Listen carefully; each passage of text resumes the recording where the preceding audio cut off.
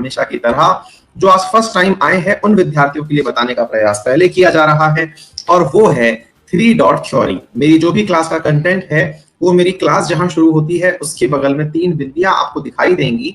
उन 3 बिंदियों पर जब आप क्लिक करेंगे तो आपको डाउनलोड नाउ का ऑप्शन दिखाई देगा, और डाउनलोड नाउ के ऑप्शन में आपको 2 ऑप्शन दिखाई देंगे। उनमें से एक होगा विद एनोटेशन, एक होगा विद एनोटेशन, और दूसरा होगा विदाउट एनोटेशन, दूसरा होगा विदाउट एनोटेशन। ठीक है, ये 2 ऑप्शंस आपको दिखाई देंगे विद और विदाउट के। डाउनलोड नाउ के ऑप्शन में आपको ये 2 ऑप्शन दिखाई देंगे। उनमें से विदाउट एनोटेशन के अंदर आपको वो चीजें दिखाई देंगी जो कि मैंने अपने हाथ से नहीं लिखी हैं और एकदम नीट एंड क्लीन नोट्स हैं, जैसे कि इस प्रकार से। ठीक है, ये स्लाइड्स हैं, इन्हें आप डाउनलोड कर सकते हैं। इसके अलावा भी इन स्लाइड्स को मैं आप लोगों को एक A4 साइज के पेपर में बनवा करके अलग से भी उपलब्ध करवाता हूं, जो कि आप प्रिंट निकलवाने के काम में अलग से ले सकते हैं, ताकि कम पैसे खर्च हों और आपको क्लास का क्वेश्चन मिल जाए। ठीक है भैया, चलिए सर, तो स्वागत है सभी मित्रों का जो इस समय मेरे साथ में जुड़ चुके हैं, सभी विद्यार्थियों का। और जो विद्यार्थी नए जुड़े हैं उन्हें मैं याद दिला दूं कि आपको मेरी क्लासेस कैसे ढूंढनी है, कैसे आपको मेरी सारी क्लासेस मिलेंगी। आपको मेरी प्रोफाइल पर जाना है, जहां पर आपको अंकित अवस्थी दिखाई दे, आप वहां जाइए, और अंकित अवस्थी जहां प्रोफाइल दिखाई दे उसके नीचे ही आप देखिएगा मेरी पूरी की पूरी, एक तो वहां पर मुझे फॉलो करने का बटन आप क्लिक कर दीजिएगा। जैसे ही आप वहां पर फॉलो का बटन क्लिक करेंगे तो आपको वहीं से ऑप्शंस दिखाई दे जाएंगे मेरी सारी क्लासेस के। तो मेरी प्रीवियस क्लास, मेरी रनिंग क्लास, मेरी जहां जहां जो क्लास चल रही है वहां पर आपको सारी क्लासेस दिखाई दे जाएंगी। ठीक है भाई, डन है। चलिए, बहुत अच्छी बात है। तो उम्मीद है कमेंट ऑफ करेंगे, बिल्कुल करेंगे, लेकिन एक बार के लिए जो नए बच्चे आए हैं उनके साथ में वार्ता कर लेता हूँ। कल मैंने कहां तक बता दिया था, मैं ये बता देता हूँ। एक बच्चा जो है वो बार बार मेवाड़ मारवाड़ लिख रहा है, एक बार उसकी बात भी सुन लेते हैं। विशाल अंबेडकर, मेवाड़ मारवाड़ अरावली के कहाँ थे? मेवाड़ बेटा ईस्ट में है, मारवाड़ वेस्ट में है। ठीक है, हाँ जी विशाल। और चलिए सर, साप्ताहिक करंट अफेयर बेटा डाला तो था, वो तो मैंने डाल दिया था टेलीग्राम पर। रिफ्रेश करता हूँ, लीजिए, पढ़ाई जा रही है, इन्हें आप तसल्ली से समझेंगे। एक बार के लिए पोल में पार्टिसिपेट कर दीजिए, बताइए कि क्या आपको सही से सुनाई दे रहा है। सभी लोग तसल्ली से बता दें कि क्या आपको सही से सुनाई दे रहा है। वर्ड ज्योग्राफी भी बेटा आपको क्लास के नीचे दिखाई दे जाएगी, जहां मेरी प्रोफाइल दिखाई देगी ना, वहां पे। चलिए सर, शुरू करते हैं। आइए सर, शुरू करते हैं। मैं कर रहा हूं चैट ऑफ और यहां से आगे बढ़ रहा हूं। कल मैंने ये सब चीजें करा दी थी, भावा तराई ये सब आप लोग पढ़ चुके हैं, ये मैंने आपको बता दिया था। आज हम चल रहे हैं आपके साथ में थोड़ा सा आगे। क्या है देखिए ध्यान से। जी, ये सब बातें मैं बता चुका हूं, आपने होपफुली पढ़ भी ली होंगी। अब थोड़ा सा आगे चलते हैं। डेल्टा, डेल्टा क्या होता है, केवल इतना सा समझ लीजिए कि जब कभी आप लोगों ने घर पर भी कभी ग्लास में पानी लेकर के उसे तेज फेंका होगा, ध्यान से सुनिएगा, बहुत सरल तरीके से समझा रहा हूं। जब आपने कभी ग्लास का पानी लेके जमीन पर तेजी से फेंका होगा तो पानी भले ही वॉल्यूम में ज्यादा रहा हो, लेकिन वो दूर तक एक सीध में जाता है। पानी भले ही ज्यादा हो लेकिन दूर तक वो एक सीध में जाता है। लेकिन अगर वो पानी आपसे हल्के से धीरे से वहां गिर जाए, किस जगह गिर जाए, किसी जमीन पर गिर जाए, तो वो पानी वहां से आराम आराम से तमाम दिशाओं में फैलता है। यानी कि अगर मैं एक बूंद के रूप में पानी को गिराऊं कुछ इस प्रकार से, तो यहां से हो सकता है ये इधर की तरफ भी बहे, इधर की तरफ भी बहे, लेकिन हाँ ये तय है कि ये जो अपना ढाल है उस तरफ बहेगा, लेकिन ढाल की तरफ बहते समय इसके पास कोई नियत स्थान या नियत दिशा नहीं होगी। यदि पानी जो तलों में जो पानी बह रहा है मैदानों में, अगर वो पानी तीव्र गति से बह करके समुद्र में मिले, दोबारा सुनिए, अगर पानी जो पहाड़ों से उतर कर आया है वो तीव्र गति से यानी तेजी से चलता हुआ समुद्र में मिले, जैसे अरब सागर में मिल जाए, अरेबियन ओशन में मिल जाए, या बंगाल की खाड़ी में मिल जाए, तेजी से मिले अगर, तो मेरे प्यारे साथियों ये अपनी जमीन पर बहुत गहरे गड्ढे बनाते हुए निकलते हैं।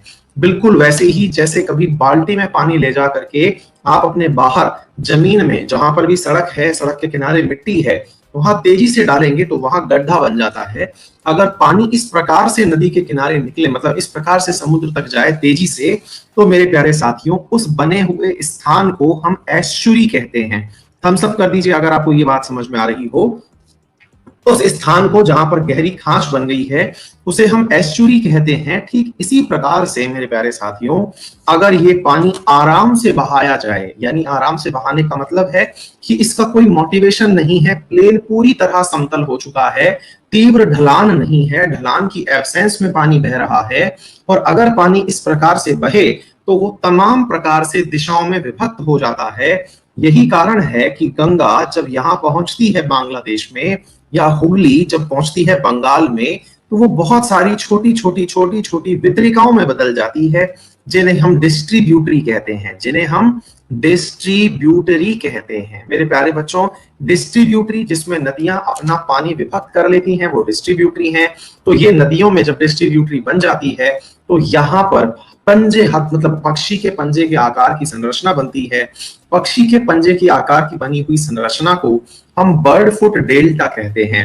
क्या कहते हैं? बर्ड फुट डेल्टा कहते हैं, पक्षी के आकार का पंजा कहते हैं, ठीक है ना, बर्ड फुट डेल्टा कहते हैं। चूंकि मेरे प्यारे साथियों नदी इसके माध्यम से बंगाल की खाड़ी में मिलने जा रही है और यहाँ पर पानी बहुत आसानी से बह रहा है, इसलिए यहाँ पर कई बार वाटर लॉगिंग की समस्या भी उत्पन्न होती है, यानी कि जमीन के बीच में ही पानी रुका रह जाता है, ऐसा फील होता है जैसे पानी बह ही नहीं रहा।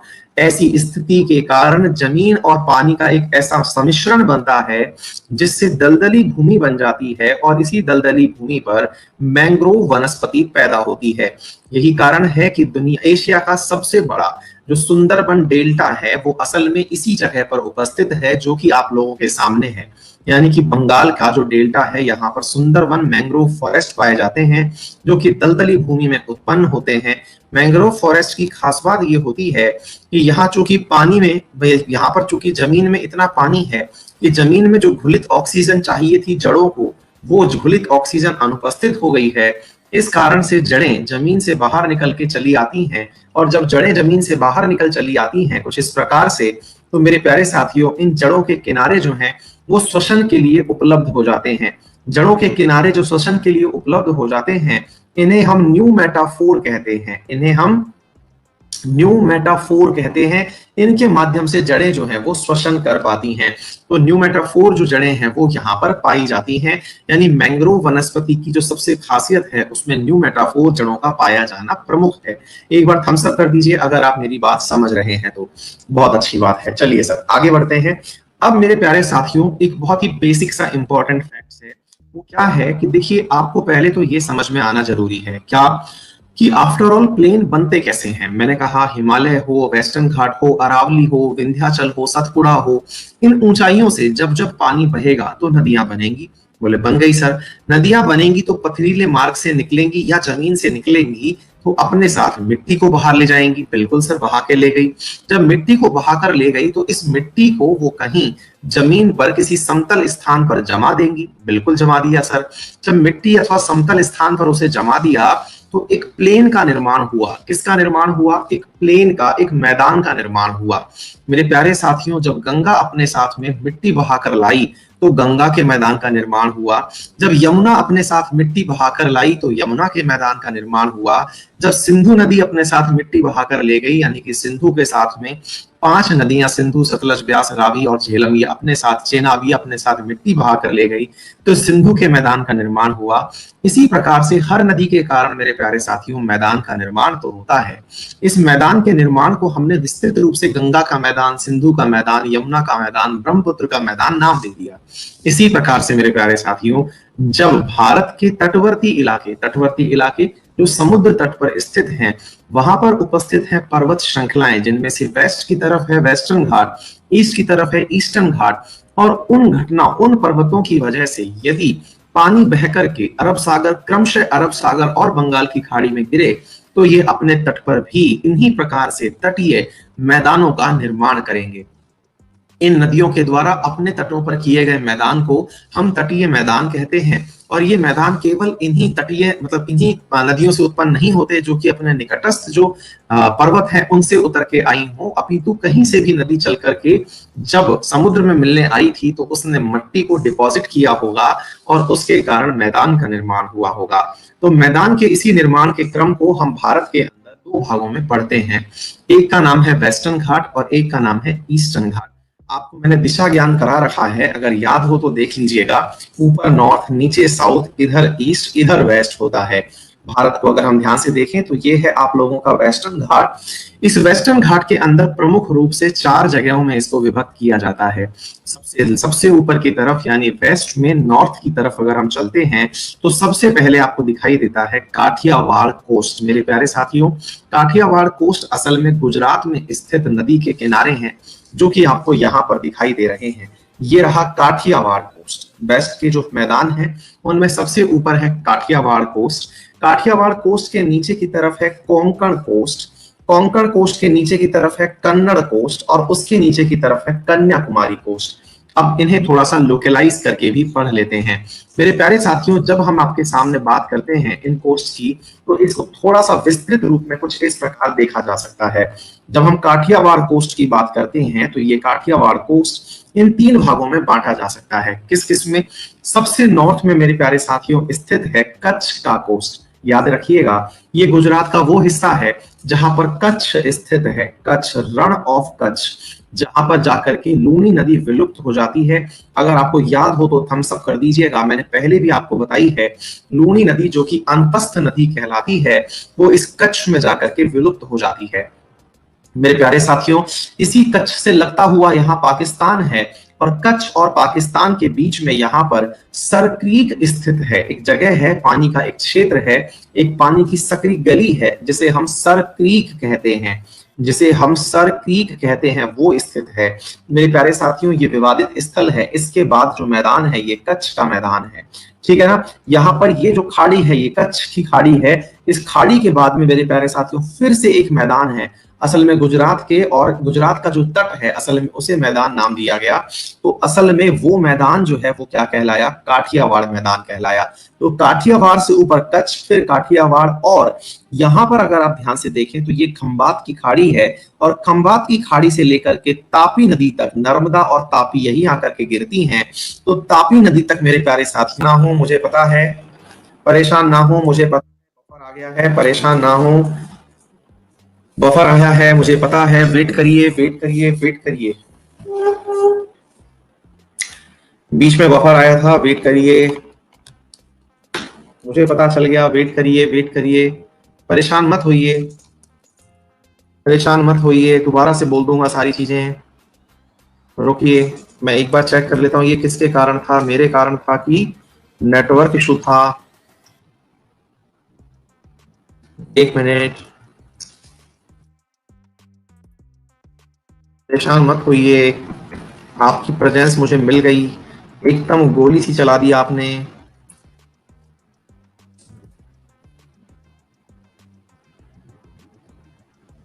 हाँ जी, आवाज प्रॉपर, अब मेरे पास इंटरनेट सही है। आप एक बार बताइए जल्दी से कि हाँ भाई, क्या आपको अब सही से सुनाई दिखाई दे रहा है? यस और नो में बताइए, क्या आपको सही से सुनाई और दिखाई दे रहा है? पहले पोल में बताइए, मैं वापस से रिवाइज करा दूंगा, चिंता मत करिए। बिल्कुल ठीक है, थैंक यू सो मच। आइए मैं दोबारा से बोल देता हूँ, परेशान मत होइए, है ना। आप बहुत समझदार हैं और आपको अपना भविष्य कैसे निर्माण करना है ये आपको पता है। यही कारण है कि आपने पेशेंस से खुद से कहकर के चैट ऑफ करवाने की प्राथमिकता दी। आप सभी का बहुत सम्मान है मेरे मन में, क्योंकि आप जैसे जुझारू बच्चे ही हैं जो कि अपने लक्ष्य के लिए इतने समर्पित हैं कि उन्हें पता है उनके लिए अच्छा क्या है ना। तो आप सभी का मैं सम्मान करता हूँ और मैं इस क्लास को आगे बढ़ाता हूँ। मैं एक बार वापस से आपको सारी बातें याद करा देता हूँ, ठीक है बेटा। आइए देखिए बच्चों, ये जो गुजरात आपको दिखाई दे रहा है, इसमें सबसे ऊपर कौन सा था? कच्छ का प्लेन था। हम सब करते चलिए, ये बातें अगर समझ में आ रही हो तो, है ना। ये ऊपर की तरफ हो गया कच्छ का प्लेन बेटा, कच्छ के प्लेन के नीचे हो गया काठियावाड़। देखिए मैं आपको कुछ बातें बता देता हूँ ताकि आपको भविष्य में याद रहेंगी। काठियावाड़ क्या है बेटा? गुजरात के अंदर एक क्षेत्र भी है, रीजन भी है, काठियावाड़ क्षेत्र भी है। और मैं इसके बारे में अपनी कुछ यादें बता देता हूँ आपको ना। Once upon a time I have been there in Kathiawar. तो मैं कभी किसी काम से अपने दोस्त के पास, मेरा एक दोस्त मेजर है, मैं उनके पास गया हुआ था। तो वहां मत होइए, इंटरनेट बीच बीच में जा रहा है, फिर से टाइम आउट हुआ है, रुकिए।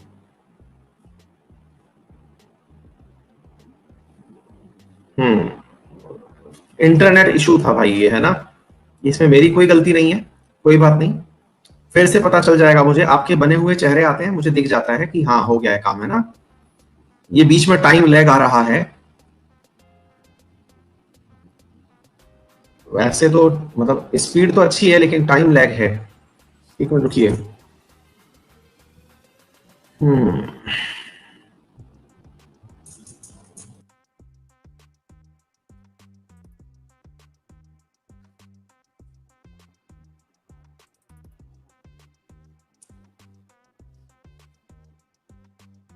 वेट करिए।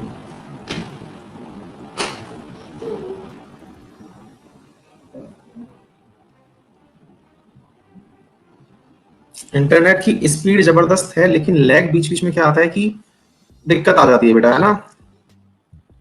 90 MBPS का डाउनलोड ही है, 90 MBPS का अपलोड है, दिक्कत आ जाती है, बीच बीच में लैग है। कोई नहीं, अभी रनिंग टेस्ट भी मैंने किया है, वो भी सब पर्याप्त है।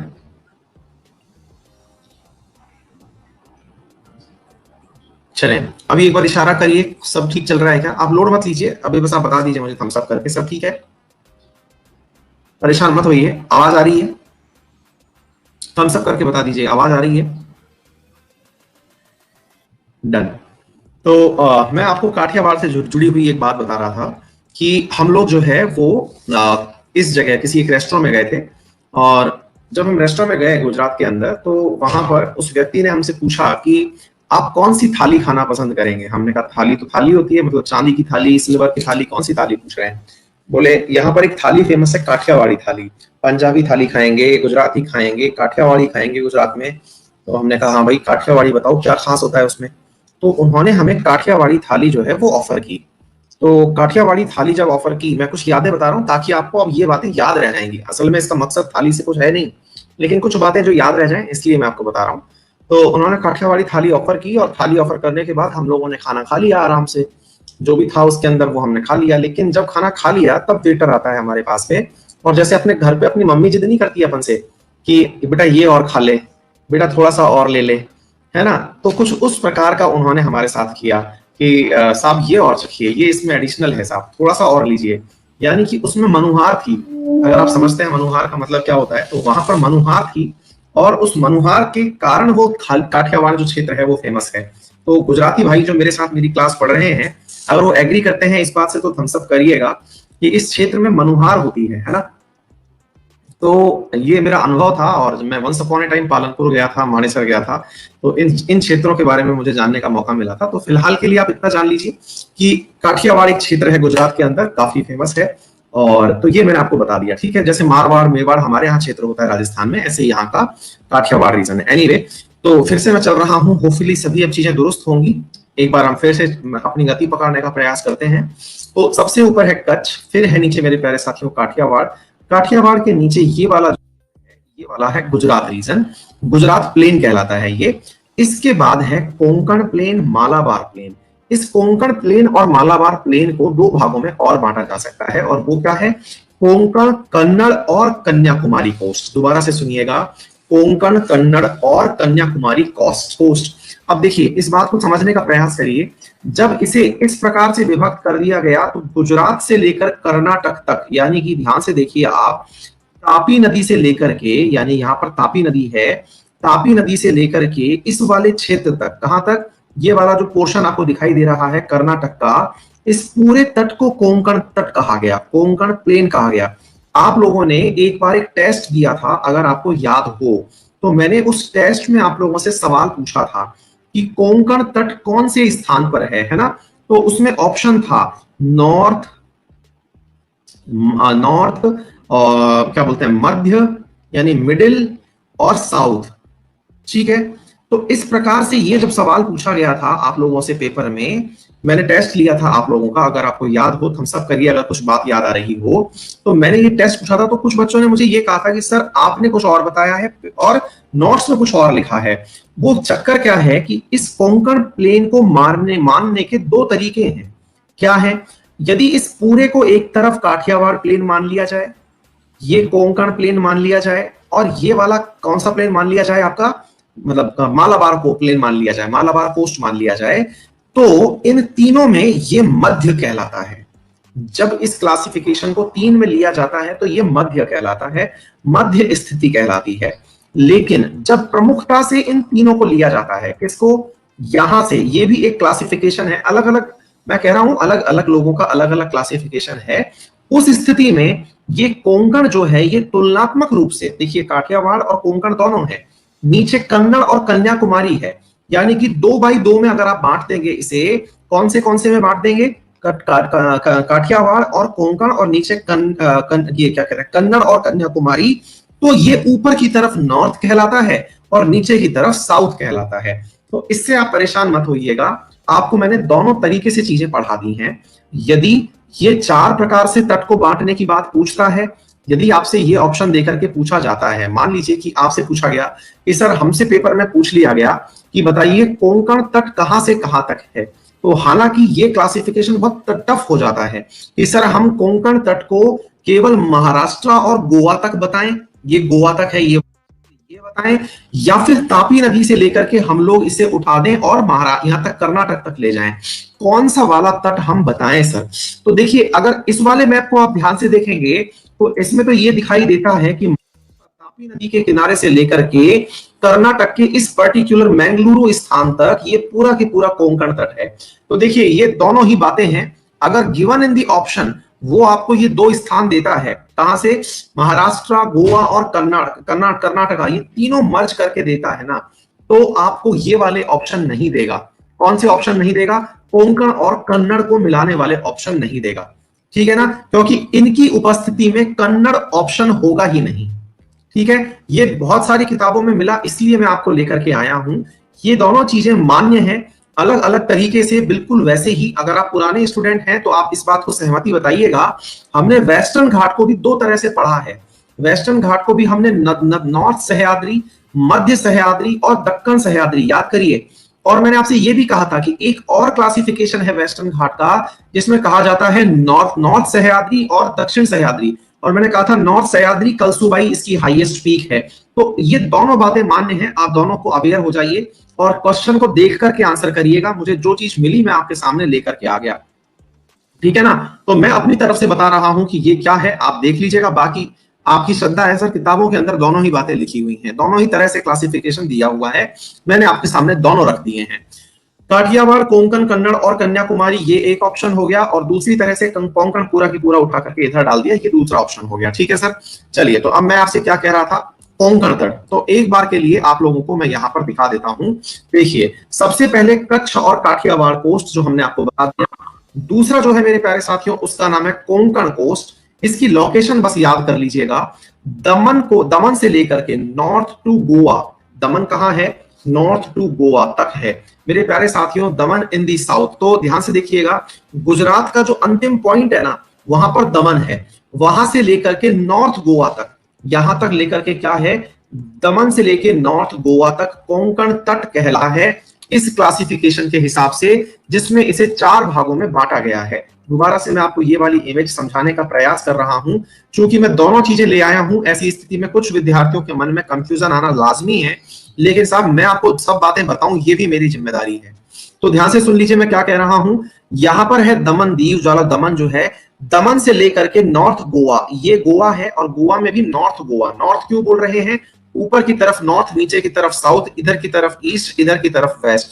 तो इस तट को नाम क्या दिया गया, कोंकण कोस्ट दिया गया, यही लाइन लिखी हुई है। आगे देखते हैं, कन्नड़ कोस्ट किसे कहा गया है, तो गोवा में, अब देखिए मर्मगांव एंड गोवा, मैंगलोर है मेरे प्यारे साथियों कर्नाटक में, और मर्मगांव है मेरे प्यारे साथियों गोवा के दक्षिण में, यानी दक्कन गोवा में, जहां से ये बिल्कुल टच हो रहा होता है कर्नाटक से, उसको नाम दिया गया क्या, कन्नड़ कोस्ट नाम दिया गया। कन्नड़ असल में कर्नाटक के लिए यूज किया जाता है। तीसरा है मालाबार कोस्ट, याद करिएगा, ये वही मालाबार कोस्ट है जिसके बारे में हम लोगों ने कई बार पढ़ा है, मोनाजॉइट सॉइल के बारे में पढ़ा है।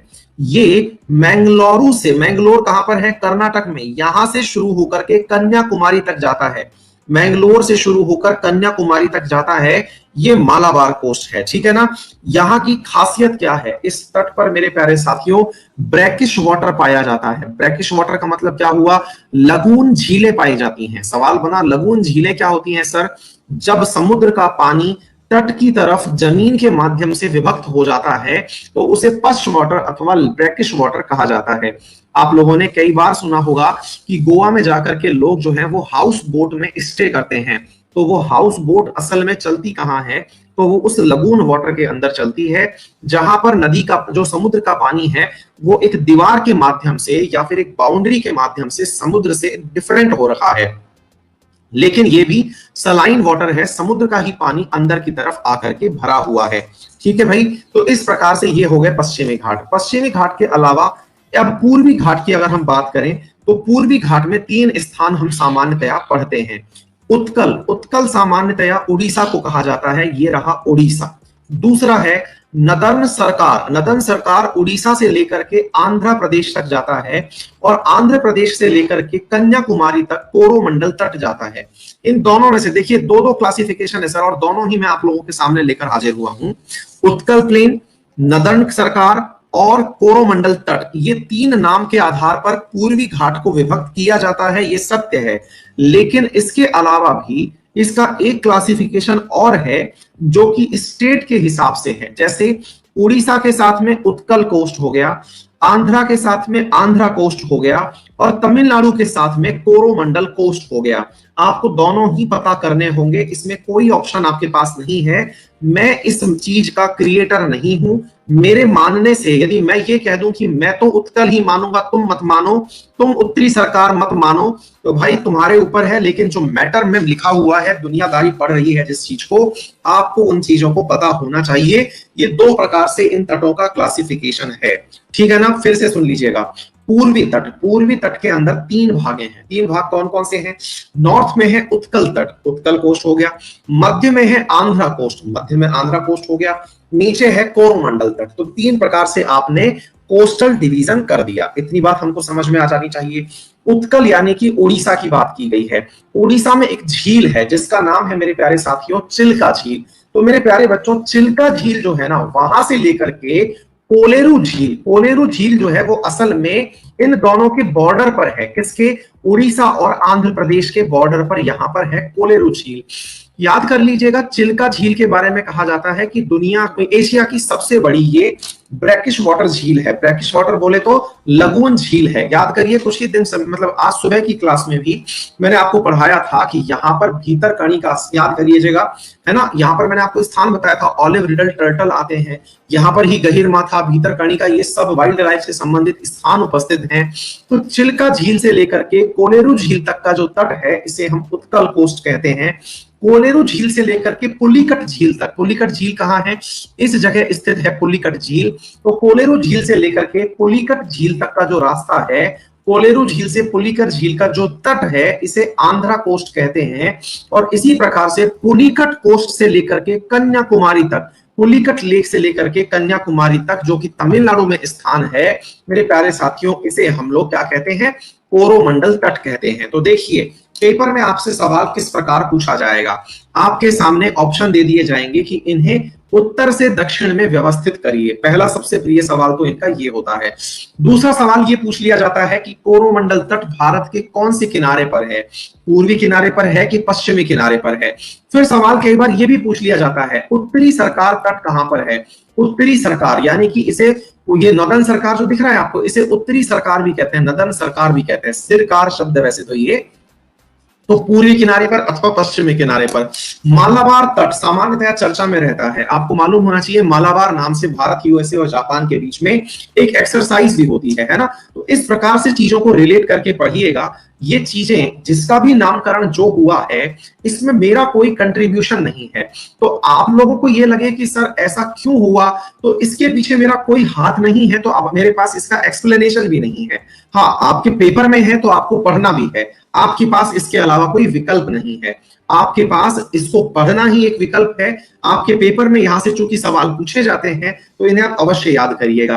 हो सकता है पेपर में पूछ लिया जाए कि उत्कल प्लेन कहां से कहां तक जाता है। ऑप्शन में दे दिया आपको पुलिकट से लेकर के चिल्का लेक तक, पुलिकट से लेकर के कोलेरू लेक तक। तो ये ऑप्शंस आएंगे, उसके आधार पर आपको आंसर अपना अटेम्प्ट करना है। उम्मीद है सभी साथियों को मेरी बात समझ में आई हो। अगर आई हो तो कृपया करके एक बार थम्स अप करें। बहुत बढ़िया, थैंक यू सो मच आप सभी का। हाँ जी, इस प्रकार से मैंने आपके सामने तट डील किए। उम्मीद है आप सभी को मेरे तट अच्छे से समझ में आ गए होंगे। थोड़ा हौसला अफजाई के लिए यस और नो में ही बोल दीजिए कि हाँ सर आपने तट को अच्छे से डील किया। Thank you so much. 95% साथियों का मुझे समर्थन प्राप्त है, तो मुझे फिर चिंता करने की आवश्यकता नहीं होना चाहिए कि अंकित अवस्थी तुम सही कर रहे हो, पढ़ो। अंकित अवस्थी तुम संघर्ष करो, हम तुम्हारे साथ हैं। अब मैं आपको एक बहुत प्यारा कंटेंट दिखाने जा रहा हूं जिससे आपका दिल जो है वो एकदम गार्डन गार्डन हो जाएगा। आप लोगों की बहुत बड़ी समस्या का समाधान लेकर हाजिर हुआ हूं अपने इस अगले टाइटल में, और इस टाइटल का नाम है मेरे प्यारे साथियों, यहां पर हम चर्चा करेंगे इन तीन चीजों की, एग्रीकल्चर, मिट्टी और फॉरेस्ट। दोबारा से देखिए। हाँ भाई, लगता है फिर से संबंध टूट गया है, संपर्क टूट गया है। एक मिनट रुकिए। क्या आप मुझे सुन पा रहे हैं? No response.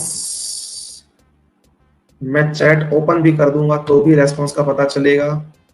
सिस्टम हैंग हो चुका है। रिफ्रेश करने के बाद में आपसे फिर से शुरू हुआ है। Thank you so much. हाँ जी, फिर से सुनिए क्या बोल रहा हूं बच्चों। एक मिनट, आपके थम्स अप्स नहीं आ रहे हैं।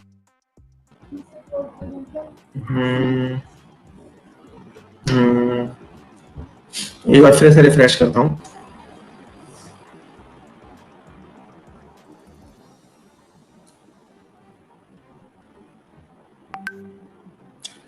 कोई रिएक्शन दीजिए आप लोग।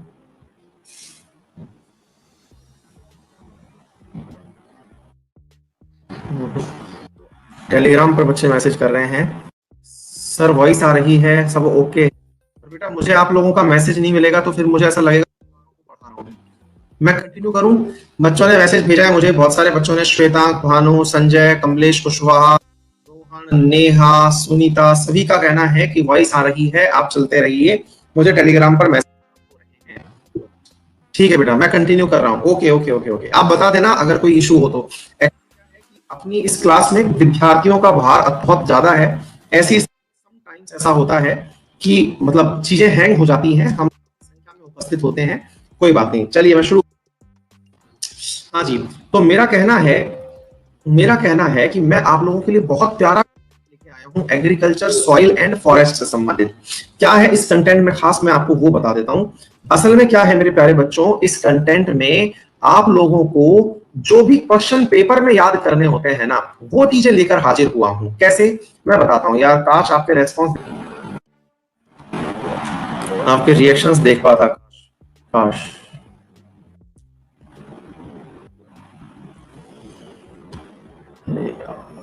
बफर आ रहा है, रिफ्रेश करो रिफ्रेश करो, वॉइस कट रही है, बफर आ रहा है।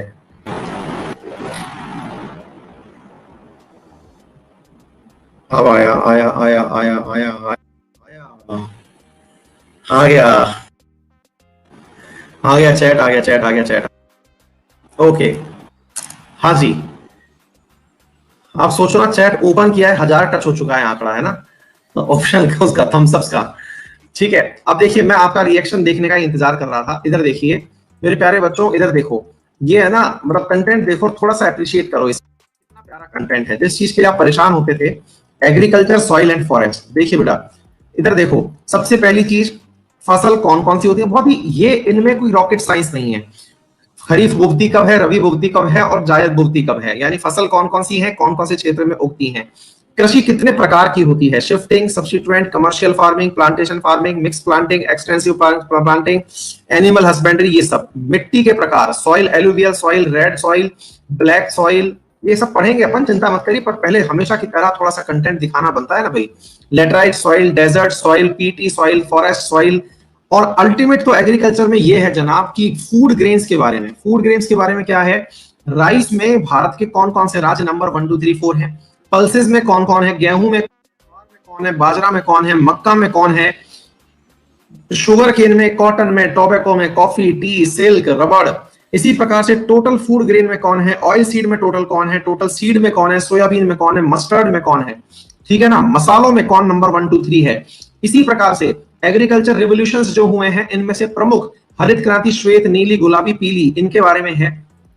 इसके बाद में इंडिया की पोजीशन वर्ल्ड के अंदर, इंडिया नंबर 1 किसमें है? Largest in milk, millets, jute, ginger, banana, castor, mango, soft, ये सब इनके अंदर भारत का क्या नंबर है वो हो गया। फिर दुनिया में भारत की क्या क्या रैंकिंग है? सेकंड लार्जेस्ट प्रोड्यूसर ऑफ, ये आपका व्हीट हो गया, second largest producer of onion हो गया, है ना।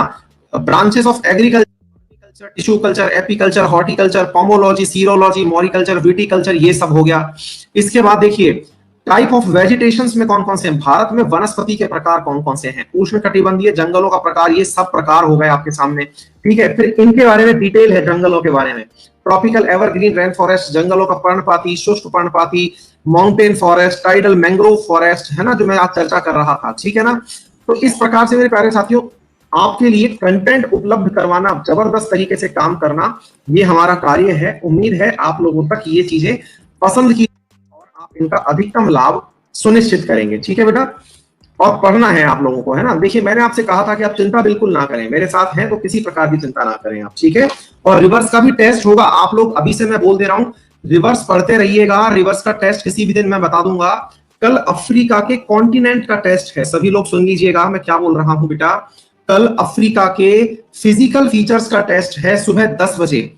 वर्ल्ड ज्योग्राफी जिन्होंने पहली बार ज्वाइन किया है कृपया करके ढूंढ लीजिएगा कहां पर है टेस्ट, मैं बता देता हूं, स्पेशल क्लास सुबह 10 बजे, ठीक है। तो अपना आप जो है वो तैयारी कर करके आइएगा। आज अफ्रीका का हमने पॉलिटिकल चीज पूछा था, लेकिन पॉलिटिकल का इतना महत्व मुझे पूछने पर लगा नहीं, तो भविष्य में मैं पॉलिटिकल नहीं केवल ज्योग्राफिकल ही पूछूंगा। और ज्योग्राफिकल में मैं आप लोगों से वहां के जो मतलब नदी, नाले, तालाब जो भी है, मतलब जो खास बात है, पहाड़, पर्वत, जीव जंतु, उनके बारे में आपसे बात करेंगे, ठीक है ना। डन है बेटा। चलिए तो आइए देखते हैं मेरे प्यारे साथियों क्या क्या खास है आप लोगों के लिए। हाँ, डैम वगैरह सब पूछेंगे, बिल्कुल। कल का टेस्ट इसीलिए होगा। हाँ, टेलीग्राम में बेटा मेरा GK by Ankit Awasthi sir के नाम से है ना, टेलीग्राम है मेरा GK by Ankit Awasthi sir के नाम से। मैं एक बार के लिए फिर से चैट ऑफ कर रहा हूं, एक बार रुक जाएंगे नहीं तो फिर सब लोग चालू हो जाएंगे। हाँ जी, खरीफ, मेरे प्यारे साथियों खरीफ की फसल के बारे में सुनिएगा। खरीफ बोता कब है? खरीफ बोता है मई में, अब बो रहा है, इस समय उसकी सोइंग हो रही है मई के अंदर, और मई से जुलाई में इसको बोया जाएगा और सितंबर से लेकर के अक्टूबर के बीच में इसे काट लिया जाएगा। क्या क्या होता है? ज्वार, बाजरा, राइस, मक्का, कॉटन, ग्राउंडनट, जूट और शुगर केन। अब मैं आपको है ना एक बहुत ही याद करने का बहुत ही अच्छा तरीका बताता हूं, मैं ट्रिक नहीं दूंगा, मैं आपको एक्सपीरियंस दूंगा और आप फिर बताइएगा कि वो कितना अच्छा रहा। देखिए ध्यान से समझिएगा बेटा, आपने कभी हालांकि आप राजस्थान के नहीं हैं, आप में से कुछ लोग राजस्थान के हैं, लेकिन जानते जरूर होंगे कि जब सर्दियां आती हैं, ध्यान से समझना, सर्दियां आती हैं तो आप बाजरे की रोटी खाते हैं, बाजरे की रोटी, ज्वार बाजरे की रोटी। थम्स अप करिए अगर सुन रखा है तो। पंजाब हरियाणा साइड में, हालांकि राजस्थान में भी मक्का की रोटी खाते हैं, कहते हैं मक्के की रोटी, सरसों का साग। ध्यान से समझिएगा, मक्के की रोटी और सरसों का साग, ये शब्द भी आप लोगों ने काफी ज्यादा सुना हुआ है ना। तो अब मेरी बात सुन के देखिए कि मक्का, ये देखिए, तो भाई इनको खाओगे कब? जब पहले बोया गया होगा। तो बोया गया होगा बाजरा, मक्का, ये बोकर के जब अक्टूबर तक मिल गए होंगे। सर्दियां अपने कब आती हैं? अक्टूबर के बाद, अक्टूबर, नवंबर, दिसंबर, जनवरी है, तो उनमें इनकी पैदावार की वजह से आप चीजें खाएंगे। तो इनको पैदा होने दीजिए, तब जाकर के आप चीजें खाएंगे। मूंगफलियां आप सर्दियों में खाते हैं, तो भाई खेतों में ऐसा थोड़ी होता है आज बोया कल उखाड़ लिया, तो भाई पहले वो पनपी होगी, तो मूंगफली पहले बोई गई होगी, तब जाकर के ही तो आपने उस समय खाई होगी।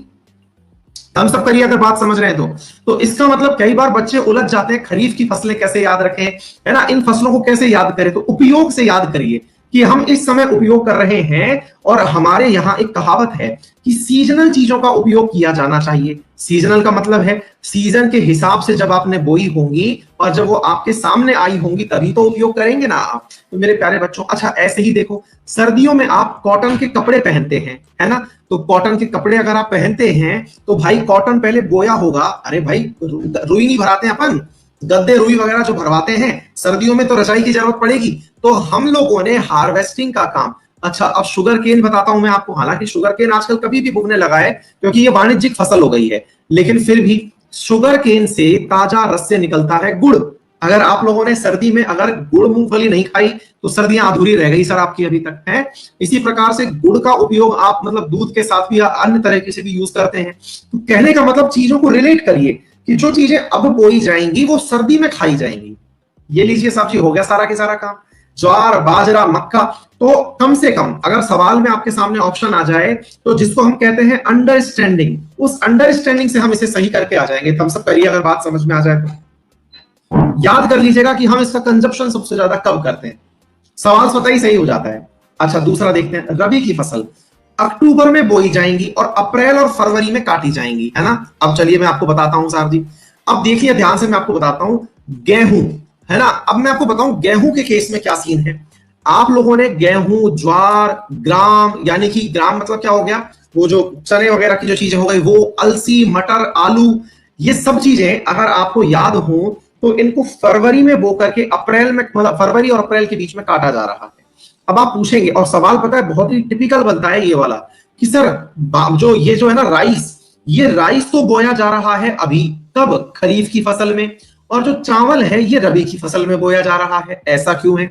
मैंने कहा भाई ये ऐसा इसलिए है क्योंकि खरीफ की फसल मानसून के साथ बोई जाती है। खरीफ की फसल किसके साथ बोई जाती है, मानसून के साथ, जो बारिश हुई है ना उसके तुरंत बाद बोई जाती है। मानसून में होता है पानी, पानी के कारण राइस को सबसे ज्यादा क्या चाहिए, पानी चाहिए। इसी कारण से याद करिए, हाँ भाई कुछ याद आ जाए तो करंट का एक सवाल, हाल ही में धान की खेती करने के लिए हरियाणा सरकार ने लोगों को मना किया है। रीजन, मेरा पानी मेरी विरासत स्कीम, कब पढ़ा था करंट में अपन ने, अभी महीने भर पहले पढ़ा है, मुश्किल से महीना भर हुआ है। तो इसका मतलब क्या हुआ कि इस समय ही वो बोया जाने वाला था, यानी कि वो किसकी फसल थी, खरीफ की फसल थी। अच्छा, अब गेहूं से संबंधित बात बताता हूं। देखिए अपने एक त्योहार आता है होली का, आप लोगों के पता नहीं कस्टम्स क्या होते हैं, लेकिन राजस्थान में कस्टम ऐसे हैं कि जब होलिका दहन होता है तो होलिका दहन के समय बाजरा, वो जौ जो होता है ना, जौ जिसे आप समझते हैं, उस जौ को ले जा करके उसकी बालियां ले जाई जाती हैं, यानी कि जौ को काट करके होलिका दहन के समय उन बालियों को सेका जाता है। आपके यहाँ होता है कि नहीं मुझे नहीं पता है, लेकिन उस कस्टम के तौर पर उसको होलिका दहन के समय ले जाया जाता है। तो इसका मतलब उस समय वो फसल उग रही होगी, है ना। चीजों को रिलेट करके, हर चीज का रिलेशन संभव नहीं है लेकिन अधिकांश चीजें संभव हैं।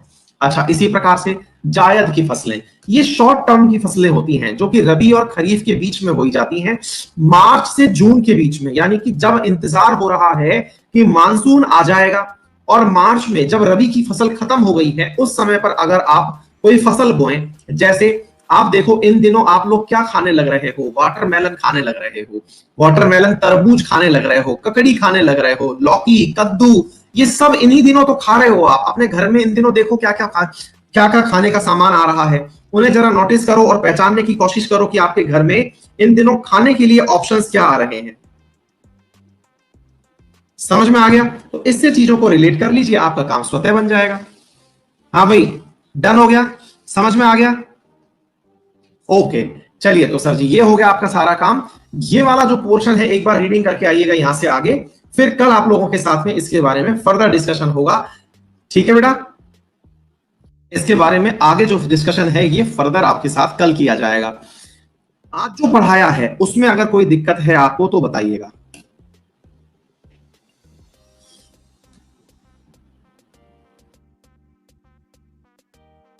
अच्छा लगा सभी को?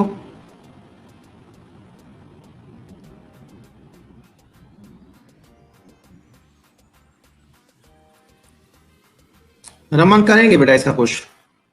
उत्कर्ष सीएचएसएल में बेटा करंट जो आएगी ना, ये मोस्ट प्रोबेबली अगर पेपर नया बनाया तब तो 6 महीने की आएगी, पुराना भी पूछ सकता है, साल भर का याद कर लेंगे, लोड मतलब। हाँ, करंट से याद आया, मैं कल इवनिंग से करंट की रिवीजन क्लास शुरू करूंगा स्पेशल क्लास में, जिनको करनी हो कर लीजिएगा।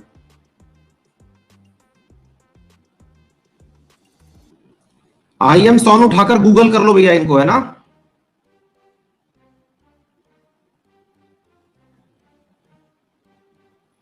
राइजिंग स्टार ने मुझे हिंट दिया है कि वो मतलब ऑल ओके होगा तो थम्स अप करेंगे और बफर होगा तो वो स्माइल, वो वैसा गर्दन बना करके बताएंगे। ठीक है बेटा, मैं समझ जाता हूं उस चीज से।